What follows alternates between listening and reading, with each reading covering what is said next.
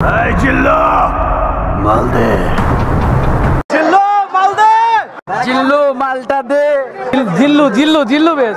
Megastar Shakib খানের বরবাদ সিনেমার teaser release হওয়ার পর রাতারাতি আলোচনা তুঙ্গে চলে আসে জিল্লু নামের একজন ব্যক্তি। আর বরবাদ সিনেমাটা রিলিজ হওয়ার পর এই আলোচনা আরো কয়েকগুণ বেড়ে দাঁড়িয়েছে। প্রত্যেকটা ব্যক্তি যখন সিনেমা হল থেকে সিনেমা শেষ করে বের হয়ে আসছে, প্রত্যেকের মুখে শুনতে পাওয়া যাচ্ছে এই জিল্লু মাল দে, এই জিল্লু মাল দে।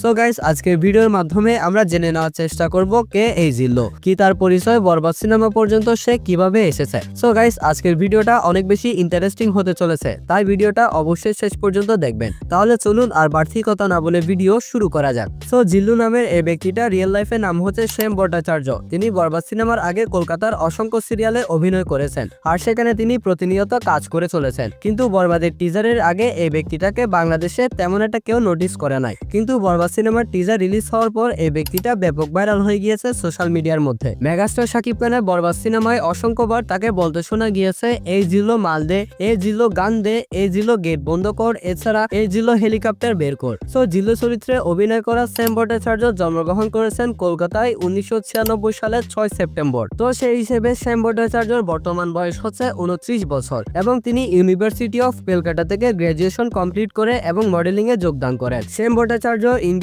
কলকাতার বেশ কয়েকটা সিরিয়ালে অভিনয় করেছেন এবং তাকে একটি সিরিজেও অভিনয় করতে দেখা গিয়েছে। 2021 সালে মন মানে না নামের তার একটি নাটকে প্রধান চরিত্রে অভিনয় করার সুযোগ হয়। এই নাটকটা 2022 সালের জুন মাস পর্যন্ত সম্প্রচারিত হয়। এরপর তিনি মন ফাগুন নামের আরো একটি নাটকে অভিনয় করেন। নাটকের মাধ্যমে তিনি বাংলা সিরিয়ালের দর্শকের কাছে মোটামুটি জনপ্রিয় ছিলেন, কিন্তু তার জনপ্রিয়তা এখন হাজার গুণ বৃদ্ধি পেয়েছে বরবাদ সিনেমায় অভিনয় করার মাধ্যমে। আর সবচেয়ে ইন্টারেস্টিং বিষয়টা হচ্ছে, আপনি শ্যাম ভট্টাচার্যকে এর আগে চিনে না থাকলেও তার বড় ভাই জন ভট্টাচার্যকে অবশ্যই চিনে থাকবেন, যাকে ইয়াসের বোঝে না সে বোঝে না নাটকে অনেক আগে দেখা গিয়েছিল এবং তিনি কলকাতা সিরিয়ালের অনেক জনপ্রিয় একজন অ্যাক্টর, পাশাপাশি সিঙ্গার। তো শ্যাম ভট্টাচার্যকে যখন জিজ্ঞাসা করা হয়েছিল শাকিব খানের সাথে তার কাজ করে এক্সপেরিয়েন্সটা কিরকম ছিল, তখন শ্যাম ভট্টাচার্য শাকিব খানের প্রশংসায় পঞ্চমুখ হয়ে গিয়েছিল।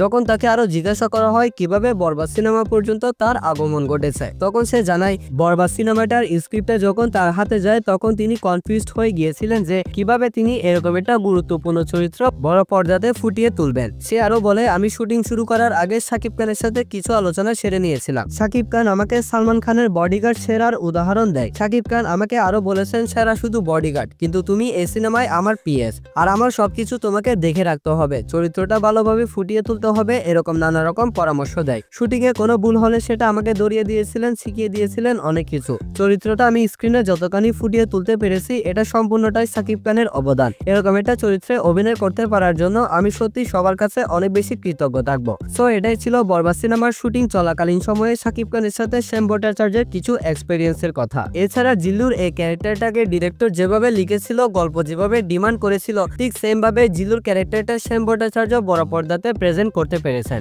এই সিনেমায় যত ইম্প্যাক্টফুল ক্যারেক্টার ছিল তার মধ্যে জিল্লুর এই ক্যারেক্টারটা অন্যতম। জিল্লুর ক্যারেক্টারটা এত বেশি এঙ্গেজিং ছিল যে এই সিনেমা শেষ করার পর জিল্লুর জন্য আপনার আলাদাভাবে খারাপ লাগবে। আমরা আশাবাদী এই জিল্লুকে অর্থাৎ শ্যাম ভট্টাচার্যকে আমরা আগামীতে অসংখ্য সিনেমাতে দেখতে পারবো। সো গাইস, এটা ছিল জিল্লুকে নিয়ে আমার সংক্ষিপ্ত ভিডিও। আপনার কেমন লেগেছে অবশ্যই কমেন্টে জানাতে ভুলবেন না। পাশাপাশি এই ভিডিওতে লাইক করে দিয়ে চ্যানেলটা অবশ্যই সাবস্ক্রাইব করে রাখবেন। এছাড়া আল্লু অর্জুনের আপকামিং সিনেমা সম্পর্কে একটা ধামাকাদার আপডেট সামনে এসেছে, সেটা সম্পর্কে আমি একটা ভিডিও অলরেডি আপলোড করে রেখেছি। আপনারা যারা সেই ভিডিওটা দেখেন নাই অবশ্যই দেখে আসতে পারেন। তাহলে দেখা হবে পরবর্তী ভিডিওতে। ততক্ষণ ভালো থাকবেন, সুস্থ থাকবেন, টেক কেয়ার, আল্লাহ হাফেজ।